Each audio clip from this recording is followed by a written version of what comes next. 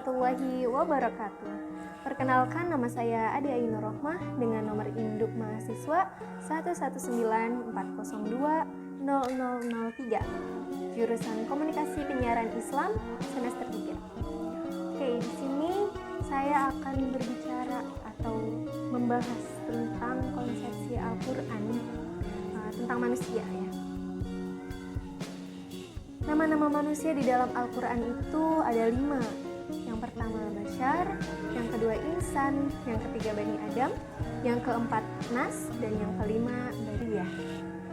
Perlu diketahui bahwasanya nama-nama manusia yang ada di dalam Al-Quran itu sejatinya menjelaskan tentang hakikat manusia itu dalam Al-Quran.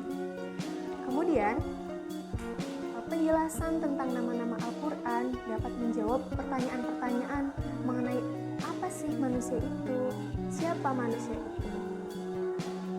Kemudian Al-Quran juga menyebutkan beberapa istilah tadi yang sudah saya katakan.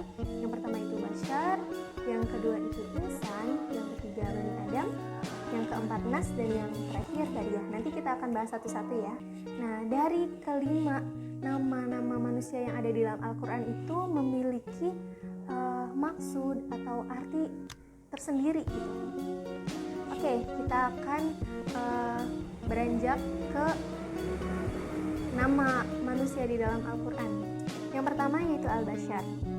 Beberapa ayat di dalam Al-Quran yang menyebutkan bahwa Bashar diperuntukkan dalam menyebut manusia itu diantaranya di surat Al-Kahfi ayat 10, kemudian surat Ar-Rum ayat 20, dan surat Al-Hijr ayat 28. Kemudian Quraisy Shihab berkata bahwa kata Bashar ini terambil dari akar kata yang pada mulanya berarti penampakan sesuatu dengan baik atau indah. Nah, dari akar kata ini lahirlah kata Basyarah yang berarti kulit. Manusia dinamai Bashar karena kulitnya itu tampak jelas ya, dan berbeda dengan kulit-kulit binatang gitu. Seperti yang kita percaya atau kita amini bersama bahwasanya kulit kita ini nampak, jadi nggak seperti malaikat ataupun syaitan gitu ya. Jadi kulit kita nampak dan beda sama kulit-kulit binatang gitu. Kita perumpamain aja gitu kulit manusia dengan kulit hewan, contohnya macan deh, pasti beda gitu. Nah, kemudian penyebutan manusia dengan nama Bashar itu mengandung maksud untuk menyebutkan bahwa manusia itu dari segi biologisnya.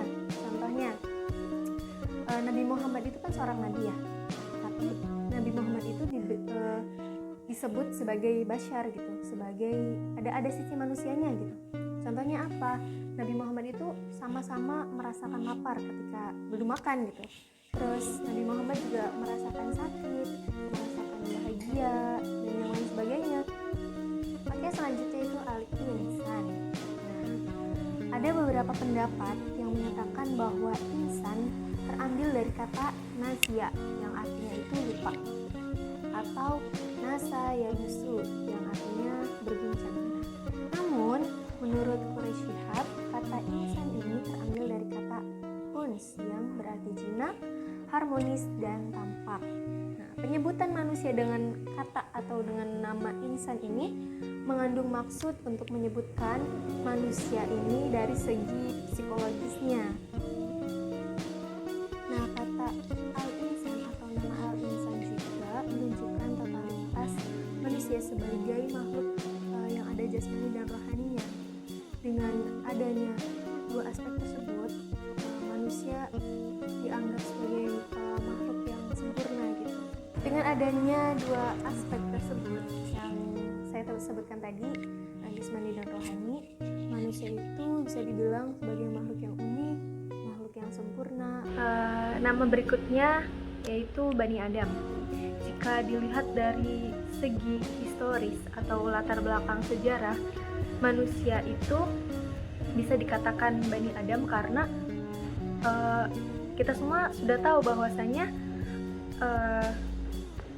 Nabi Adam dan Siti Hawa itu adalah manusia pertama yang ada di muka bumi. Jadi seluruh keturunan dari Nabi Adam dan Siti Hawa itu bisa dikatakan sebagai Bani Adam, seperti itu. Kemudian dalam Quran surat Al-Isra ayat 61 menjelaskan bahwa hakikat manusia itu dilihat dari keturunannya, ya karena itu manusia disebut dengan Bani Adam karena manusia adalah keturunan dari Nabi Adam dan Siti Hawa. Kemudian Anas. Nah, penyebutan manusia dengan nama Anas mengandung maksud untuk menyebutkan bahwa manusia itu dari segi sosiologis ya. Anas ini menunjukkan pada eksistensi manusia sebagai makhluk hidup dan makhluk sosial secara keseluruhan tanpa melihat dari keimanan gitu. Jadi contohnya misalkan saya ini manusia, nah saya ini sebagai makhluk sosial gitu. Nah saya bisa hidup dengan orang-orang di sekitar saya tanpa melihat orang tersebut itu satu agama dengan saya atau satu ras atau satu suku dengan saya, kayak gitu. Oke, selanjutnya yaitu Al-Bariyah. Nah, di dalam surat Al-Bayyinah ayat 6 dan 7 ada kata yang berbunyi Syarrul Bariyah dan Khairul Bariyah. Nah, Syarrul Bariyah dan Khairul Bariyah ini merupakan status yang akan didapatkan dari hasil perbuatannya. Jadi contohnya kayak gini aja. Ketika kita menanam padi, maka yang tumbuh nantinya adalah padi. Apabila kita menanam rumput, maka yang akan tumbuh nantinya adalah rumput.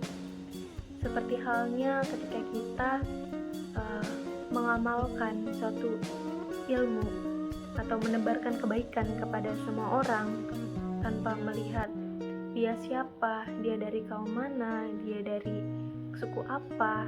Nah, suatu saat nanti kita akan mendapatkan kebaikan itu, mendapatkan imbalan dari kebaikan itu.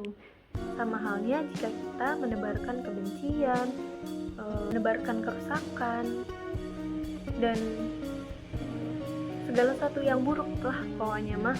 Nah, suatu saat nanti kita bakal mendapatkan balasannya gitu dari perbuatan kita, dari perbuatan-perbuatan yang sudah kita lakukan saat ini. Seperti itu. Jadi semisal manusia itu tunduk patuh terhadap agama, maka manusia itu akan menyandang sebagai Khairul Bariyah. Jika sebaliknya, manusia itu akan disandang sebagai Syarrul Bariyah. Oke, dari 5 nama manusia yang terdapat di dalam Al-Quran, yang pertama itu Al-Bashar. Jika kita lihat Al-Bashar ini dimensinya itu dimensi biologis ya. Jadi sifat-sifat kemanusiaan kayak gitu, seperti lapar, terus capek, dan yang lain sebagainya. Kemudian yang kedua yaitu Al-Insan. Dimensinya itu dimensi psikologis ya, fitrah kejiwaan seperti lupa dan yang lain sebagainya gitu, salah dan lupa. Yang kemudian yaitu Bani Adam. Nah, dilihat dari dimensi historis atau latar belakang sejarah, bahwasannya ya latar belakang kehidupan kita itu dulunya keturunan dari Nabi Adam, jadi dikatakan sebagai Bani Adam. Yang terakhir yaitu Al-Bariyah. Al-Bariyah itu dilihat dari dimensi futuristis ya, status masa depan. Jadi ketika kita menanam kebaikan, suatu saat nanti kita akan mendapat kebaikan gitu. Ketika kita menebarkan kebencian, ya suatu hal yang buruk nantinya akan datang di masa depan kita. Seperti itu. Mungkin cukup sekian dari saya, kurang dan lebihnya atau segala kekurangannya saya mohon maaf sebesar-besarnya karena saya juga masih dalam tahap belajar. Mungkin cukup sekian dari saya. Wallahul muwaffiq ila aqwamit thoriq. Wassalamualaikum warahmatullahi wabarakatuh.